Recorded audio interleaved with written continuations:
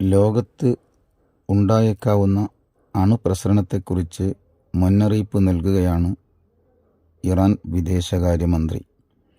അദ്ദേഹത്തിൻ്റെ പ്രസ്താവനയിൽ ഒളിഞ്ഞിരിക്കുന്ന വസ്തുത അവരുടെ കയ്യിലും ആണവായുധമുണ്ട് എന്നാണ്. ഗത്യന്തരമില്ലാതെ യുദ്ധം ശക്തമാകുമ്പോൾ അത് പ്രയോഗിച്ചെന്ന് വരും.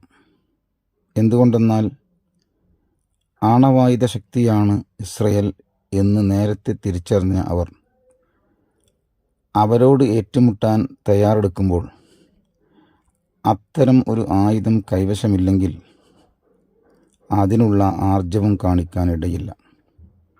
ഇത്തരമൊരു സാഹചര്യത്തിൽ മന്ദബുദ്ധികളായ ചില ലോക നേതാക്കന്മാർ ഇല്ല എന്ന സങ്കല്പത്തിൽ യുദ്ധം ശക്തമാക്കുകയും ഉണ്ട് എന്ന് ബോധ്യം വരുമ്പോൾ സകലതും നശിക്കുകയും ചെയ്യുന്ന ഒരു സാഹചര്യമാണ് സൃഷ്ടിക്കുന്നത്.